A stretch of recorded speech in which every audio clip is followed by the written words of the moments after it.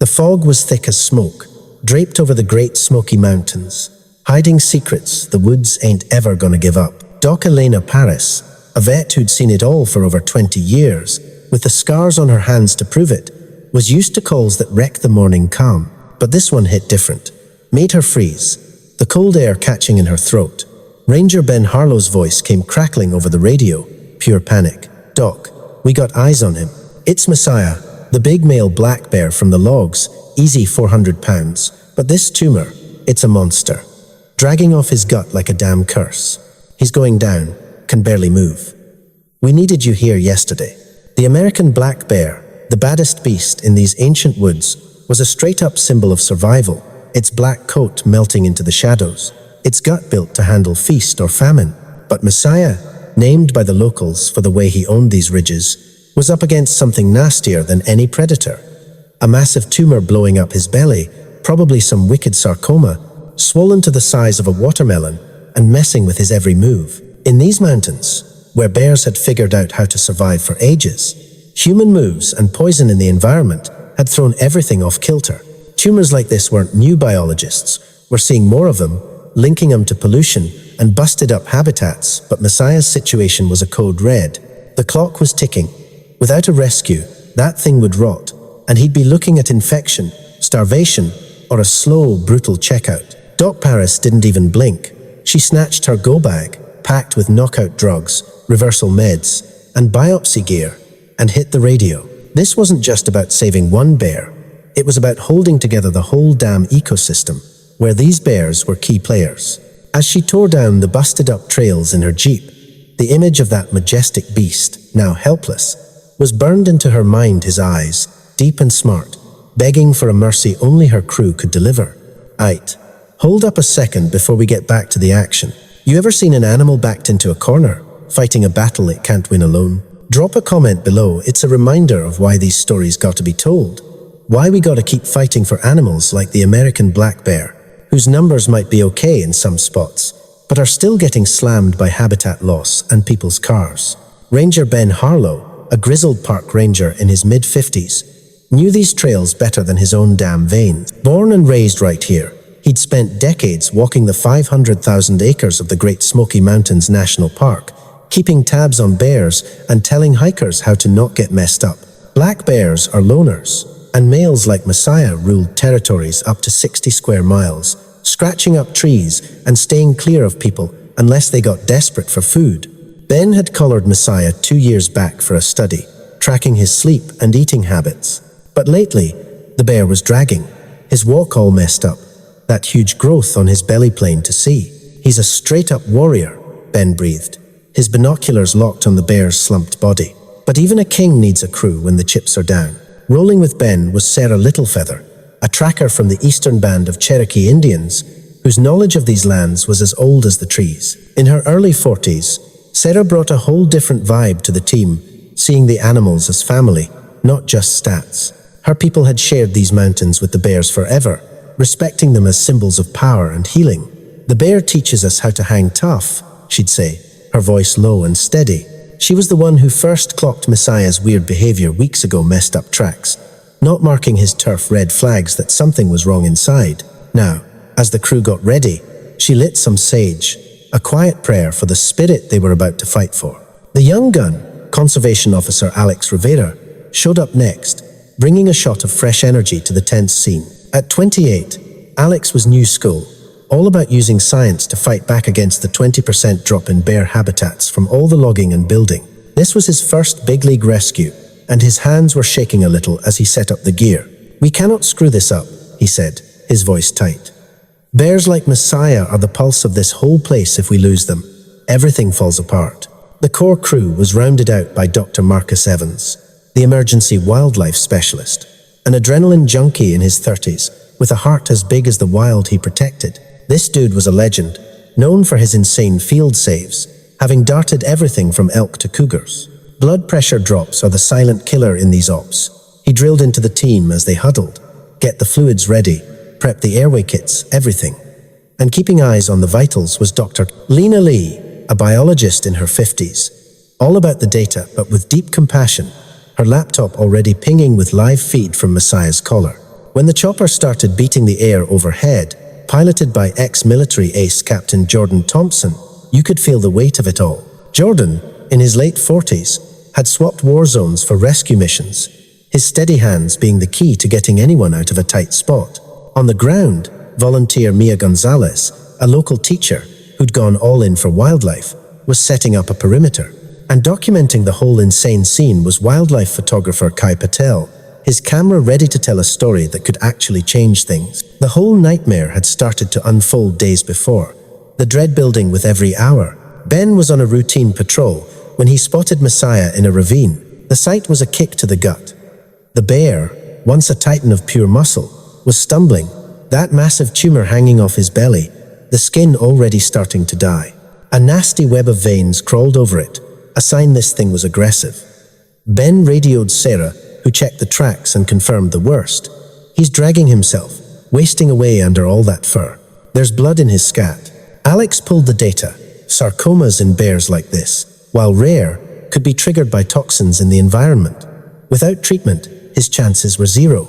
Doc Paris hit the scene, her team moving like a well-oiled machine. Got eyes on the adult male American black bear, Messiah, she announced. Her voice rock steady but with an edge of pure steel. Massive abdominal growth. He can barely move. He's about to go down, any second now. The forest went dead quiet, the ancient trees watching as the sun cut through the leaves, sending down signals of the emergency. The assessment kicked off, sharp and fast. Sarah moved in first. Her quiet chants meant to calm the big guy, not spook him. Messiah's eyes, full of ancient wisdom, flickered toward them scared, hurt. Every ragged breath he took was a story of his fight to stay alive. Doctor, Lee got a remote read from his collar, heart rate at a low and steady 45 beats per minute. That thing's juiced up with blood vessels, Marcus said, looking through his scope. Risk of a massive bleed is off the charts if we try to cut here. The team was at a crossroads. Trying to remove it in the field was suicide, with that tumor's blood supply. Biopsy and transport, Doc Paris declared. We confirm what it is, then it's full surgery back at the center. Alex nodded, his mind crunching the numbers. Knocking out a bear this size was tricky, even with the standard drugs. One wrong move, one little overdose, and his heart would just stop. This was the moment of truth, the decision that would change everything.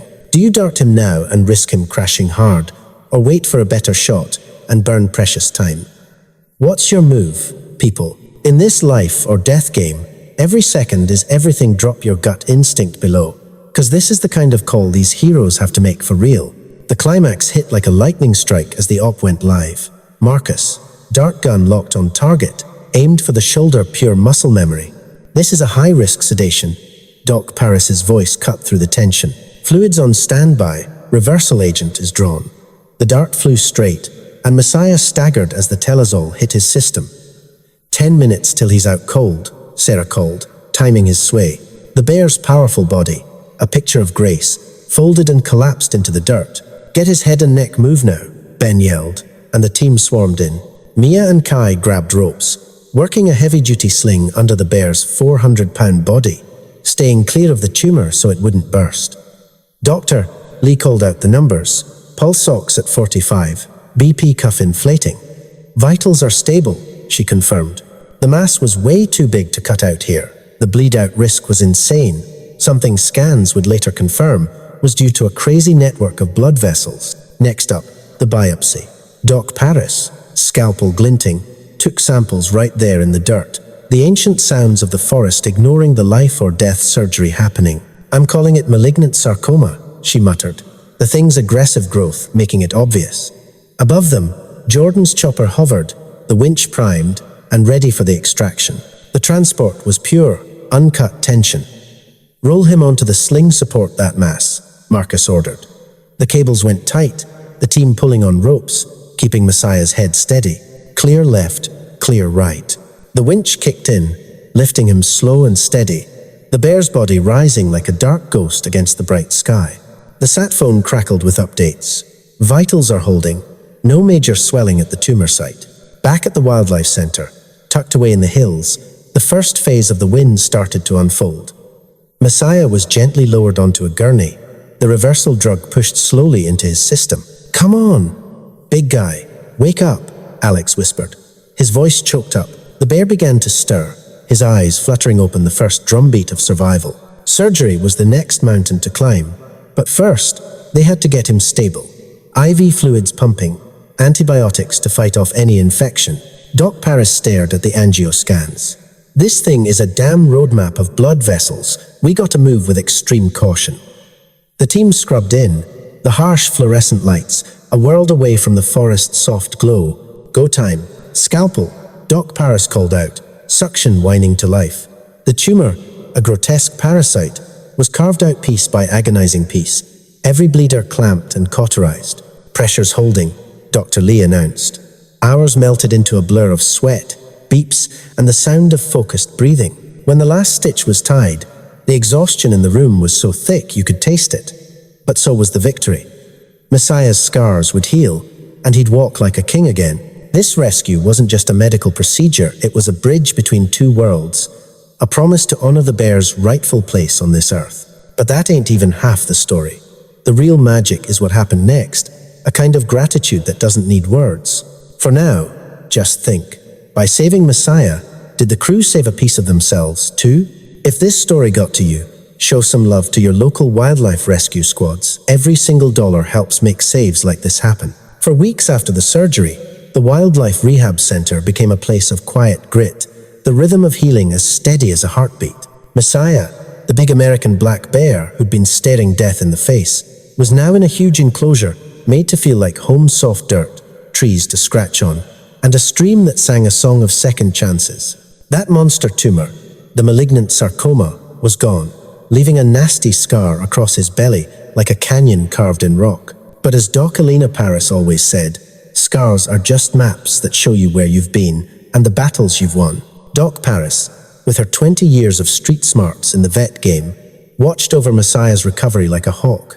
She checked his vitals every day, her rough hands calloused from handling everything from baby cubs to busted-up eagles, gently checking the incision for any trouble. "This dude's a fighter, for real," she told the crew, her voice full of respect. She knew black bears were built different. Their bodies could bounce back from hits that would take down anything else. But Messiah's case was next level. That tumor was a web of blood vessels that needed serious post-op lockdown, a cocktail of antibiotics, and painkillers. His weight, sucked away by the parasitic growth, had to come back, and a high-octane diet of berry and fish oil smoothies was slowly bringing his appetite back from the dead. Sarah Littlefeather, the tracker whose soul was tied to these lands, came by all the time. She'd bring offerings, sweetgrass, and tobacco, and leave them by the enclosure as a sign of respect.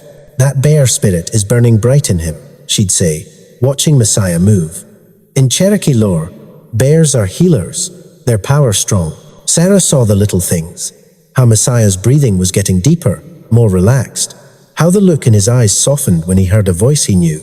She saw his first shaky steps, no longer dragged down by that anchor of a tumor, his stride starting to get that old swagger back. Young Alex Rivera, the conservation officer with all the fire, dove headfirst into the data. He tracked Messiah's comeback on charts that looked like the Smoky Mountains skyline, heart rate holding at 50 beats per minute, weight climbing from 320 pounds, after surgery back toward his fighting weight of 400. "Yo, check this out," he'd say, pointing at the feed from the new high-tech collar they'd put on him. It tracked not just where he was, but what he was doing. Most bears in recovery get stressed, but Messiah was already showing signs of trust. At feeding time, he'd come closer, sniffing the air, not hiding in the shadows. Alex's passion was personal. He knew every bear they saved helped fight back against the 15% habitat squeeze in the Appalachians. "He's not just making it," Alex told Mia Gonzalez, the volunteer. "He's killing it." Mia, the local teacher whose whole world got flipped upside down by this rescue, found her own peace in the daily grind. In her 30s, she juggled her school kids with her shifts at the center, getting her hands dirty mixing feed and cleaning pens. It's a straight-up lesson in not giving up, she thought, watching Messiah attack a puzzle feeder. The bear's fight mirrored her own fears about whether she could really make a difference. But in these small moments, hope was real. One evening, as the sun bled purple and orange across the sky, Messiah looked up when Mia came close, his ears twitching with curiosity, not fear. It was a connection, a silent understanding that every life is worth the fight.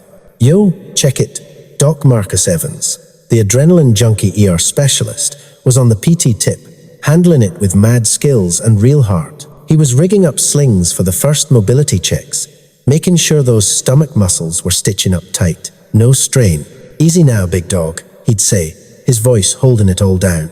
See, Marcus had seen too many jobs go south scar tissue from the op causing all kinds of gut problems.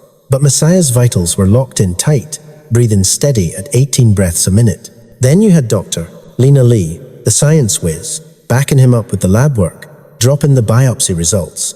They cut that cancer out clean, and the scans showed it hadn't spread. It was coming hard, but we caught that sucker just in time, she said, seeing straight poetry in the data. Even Captain Jordan Thompson, the chopper pilot, rolled through, his military sharp vibe softening up seeing the big guys come back. Flew him in like a piece of mail.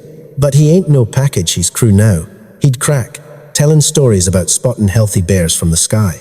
And Kai Patel, the photog, he was catching the whole transformation, his shots showing the glow up. From knocked out and helpless to straight up alive and kicking, his coat getting that shine back, moving like he owned the place again. Low-key signs he was remembering us started popping up all over the place. Messiah, who was mad sketched out at first, started peeping that certain smells meant he was safe like Doctor. Paris's lavender lotion would get a chill little huff out of him, and Sarah's sage would make him creep closer. Then there was this one heavy moment. Alex came at him with some tracking gear. The bear just stopped, sniffed the air, and turned away. No drama, like a silent nod. He knows who we are. For real, Sarah whispered, feeling in her soul like the circle was finally closing, the spirits all aligned. Weeks bled into months, and you could feel winter creeping up, the woods outside getting that frosty look. Messiah's spot switched up to pre-release training, bigger spaces to practice finding food, less face, time with people to get that wild back in him. The team was going back and forth on when to drop him. Black bears around here crash, from November all the way to April, waking up skinny but strong. We're aiming for spring, Doctor. Paris decided, making sure he was at 100%. The training got real. They hid food to make it like a real hunt, built climbing stuff to test his moves. Messiah's scar faded to a silver streak. He was tipping the scales at 380 pounds, and his energy was pumping like a river after a storm. But this comeback story wasn't all smooth sailing. No cap. Halfway through, some nasty infection blew up, his temp spiking to 102 degrees, putting him on a round-the-clock antibiotic drip. Marcus was pacing all night during that, his hard shell starting to crack. Yo, what if we lose him now, after all this? But they pulled through, and the wind just made the crew's bond tighter, like the bear's own healing body. Mia even set up visits for the community school kids, checking him out through the glass, learning how one rescue could send out waves, getting people to promise to protect the woods. In this whole comeback story, where the pain was finally giving way to power, Messiah was the definition of a fighter. The lights at the center were like a lighthouse in the dark, a spot on the map where people's hearts met the wild's unbreakable spirit. When spring finally hit the Great Smoky Mountains like a kept promise, the forest just exploded with green dogwoods popping off in white and pink, the air jumping with birds coming back. It was time for Messiah to go back to the wild, the big finale, but it hit different. The whole crew was up before the sun, watching it rise over the mountains, the long shadows stretched out, everyone hyped but on edge, not knowing what was next. Dr. Paris was calling the shots, her pro eyes doing one last sweep over Messiah before the drop. The bear, a straight-up beast at 410 pounds, was prowling the crate, puffing hard, his fur popping in the morning light. It's go time, she breathed, but it was killing her. 20 years on the grind taught her that letting him go was the only real way to save him. The collar was juiced, packed with GPS and vitals, so they could keep tabs on him on the low, ready to swoop in if the heat got too high. Sarah Littlefeather did one last blessing, smudging the crate with sage, calling on the bear spirit for protection. Go back to your people, brother, she said, her voice mixing with the wind. In the Cherokee way, letting an animal go was a sacred thing, about making things right again in the land where bears have run for thousands of years, spreading seeds and keeping the very forests alive that gave them cover. Alex Rivera was on the sidelines, clipboard out, clocking the final stats. Heart rate solid, no signs of stress. He wasn't just some bright-eyed kid anymore. He knew this wasn't the end of the road, just the next chapter. The data showed Messiah's new turf was in protected zones where bear populations were solid, like one for every square mile. "We'll be tracking him," he told everyone, but you could see the goodbye hurting him in his eyes. The whole caravan, jeep and trailer snaked through the backwoods to a drop spot deep in the cut, far from any human trails to keep him from getting too used to people. Ranger Ben Harlow was on point, checking the route, his local smarts making sure the spot was loaded with food, berry bushes, oak trees heavy with acorns. "This is where he belongs," he said, his voice thick. Mia Gonzalez was helping unload, her volunteer heart lit up with joy but her eyes leaking. "Go be free," she whispered right as the crate door swung wide. At first, Messiah stepped out slow, testing the air, his nose twitching at all the old smells, that earthy dirt, that sharp pine. Then, with a shake that sent a dark wave through his fur, he crashed into the woods, stopping just once to throw one last look back. Was he saying something? The whole crew just froze, holding their breath, the moment hanging in the air. Then he ghosted into the trees, the forest just swallowing him up, like it didn't care but was glad to have him home. In the months after, things got back to the usual grind for the crew. Dr. Paris was back to her regular gigs, patching up deer hit by cars, giving shots to fox pups or clinic, back to the buzz of the hustle. Sarah started her tours again, dropping Messiah's story into her talks about living with nature, getting the locals to be smart about reporting sightings. Alex went hard on the political side, pushing for bigger protected zones to fight the 10% of bears that get hit by cars in the park every year. The updates from the tracker were all good news. For real, the data showed Messiah was out there getting his grub on, packing on weight for the winter, and moving like a healthy bear should. Walking his own path, marking trees to claim his turf. Dr. Lee broke down the numbers. Activity levels are all good, no sign of that nasty growth coming back. Marcus jumped on new high-stakes rescue ops, but Messiah's story was always in the back of his mind, the gold standard for a win. Kai's photos blew up online, bringing in cash for the center, and Jordan kept flying his surveys, spotting Messiah's tracks in the middle of a forest that was coming back to life. Then word started to trickle in, hikers saying they saw a huge bear just posted up, watching from a distance, not aggressive, just checking things out. Ben would just laugh. "That's our boy, keeping an eye on things." The team would catch up over coffee, sharing the news, the crew that went through it together staying tight like the mountains around them. But as the seasons kept turning, hot summer giving way to that autumn gold, you could feel something else was coming. A comeback that was about to change the whole game on what it means to be grateful. Fast forward 2 years. It's a crisp fall day. The leaves are blazing, and the payback moment went down like something out of a movie. Dr. Paris was deep in the sticks, flying solo on a survey, checking for bear signs, because poachers were getting bold. Their illegal traps had already snatched 3 animals that season. At 60, she was moving smart and steady, her pack loaded with tranq darts and cameras. The air was thick with the smell of ripe persimmons, a top-tier snack for bears bulking up for their long winter nap. She'd climbed up to a ridge looking over Messiah's old turf, his tracker lighting up nearby, but not close enough to sweat it. "Just checking on you, my dude," she muttered, sitting on a log to scope things out. And then, everything got dead quiet, like the ancient trees knew something was about to go down. It kicked off with a sound in the bushes, first quiet. Then it got loud. This young buck bear steps out, all puffed up and looking for a fight, for on end. Maybe the stress from the poachers, maybe a beef over territory. Black bears don't usually mess with people, but you push one and it'll come at you. This one, all scarred up from other scraps, crept forward, growling low, his eyes locked on Dr. Paris. Her heart was pounding out of her chest, adrenaline dumping, as she reached slow for her bear spray, knowing a fake-out charge could turn real fast. The air got heavy, you could cut it with a knife. She was running through the playbook in her head. "Stand your ground, talk firm." "Easy now," she said, her voice holding steady even with the fear twisting up her insides. The angry bear lunged a fake-out charge, kicking up dirt like it was making a point. Then, out of the shadows, a roar like thunder just ripped through the silence, shutting the whole thing down. And then boom, Messiah comes out of nowhere, his massive body pushing 450 pounds, now getting right between Dr. Paris and the other bear. His fur was standing up, teeth out, a show of straight-up savage power, that old scar on his stomach, a faint line reminding them of what they'd been through together.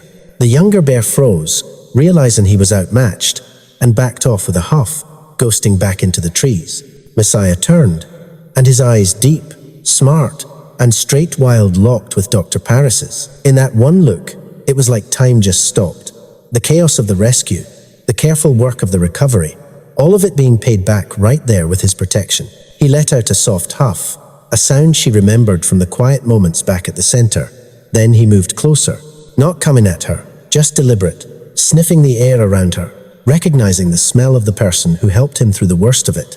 Dr. Paris was frozen solid. She was just floored. "You remember me," she whispered, tears making everything blurry. Messiah stopped, and for a second, their breaths were in sync. Two different beings, meeting on the same level in this messed up, beautiful world. He nudged a fallen branch. Her way was he playing, or was it a gift? Before he turned, and faded back into the woods like a shadow taking back its spot. She hit the radio, her voice shaken. "Y'all are not gonna believe what just went down." Back at the base, the crew came together. Sarah knew it was the spirits paying back a debt. Alex was punching the crazy numbers into his system. A bear protecting a specific person is wild, but it's been known to happen. And Marcus was just grinning, amped about the crazy story. Mia told it to her students, and Kai's new pictures caught the vibe without getting in the way. This whole thing wasn't just some random event. The tracker data later showed Messiah changed his whole route to get to her, like he was pulled in by some invisible force. The science nerds would say it's all about smell memory, how a bear's crazy sense of smell can lock onto a person's scent that's linked to something good. But for real, it was a thank you that went beyond words, beyond species, a bond forged in the fire of compassion. That one moment, man, it sent out ripples. The story of Messiah's save blew up, spreading through the community like crazy. Local towns, the ones who used to not care about conservation, suddenly got on board. The Eastern Band of Cherokee started talking about it in their programs, seeing it as proof that people and nature can live right. Mia's kids kicked off these bear buddy programs, raising money for anti-poaching tech that cut down incidents by 25% the next year. Ranger Ben started telling the story on his rounds, schooling hikers on how to show respect, and it led to a 15% drop in bad run-ins between people and bears. Alex's fight in the government started getting real traction, landing grants to expand the forest, making safe pathways where bears like Messiah could live without getting messed with by humans. Dr. Lee's paper on the whole thing got published, showing how saving one animal can make the whole forest stronger, cause black bears spread seeds for over 100 types of plants every year, and when they're healthy, the land is healthy. For the crew, it really made them think deep. Dr. Paris, looking out at the mountains, got real about the connection. We think we're out here saving them, but they're the ones who show us where we really fit in. Sarah just nodded, dropping that old wisdom. Everything's connected. One good deed can bounce back forever. Marcus found a little bit of heart in the adrenaline rush. Alex's big ideas got a dose of reality, and Mia found her true purpose in the day-to-day grind. So in the end, as the seasons kept rolling, Messiah's story became a straight-up legend, a symbol of how we're all connected. The forest, with its whispering winds and solid peaks, saw it all. Saving him wasn't about winning, it was about connecting. And that thank you wasn't something he owed, it was something he gave.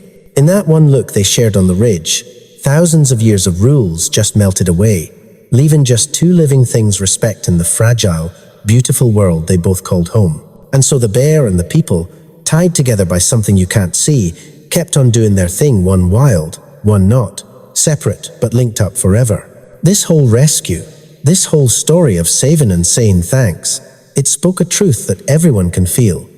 When you show heart, miracles happen, and out in the wild is where you find out who you really are.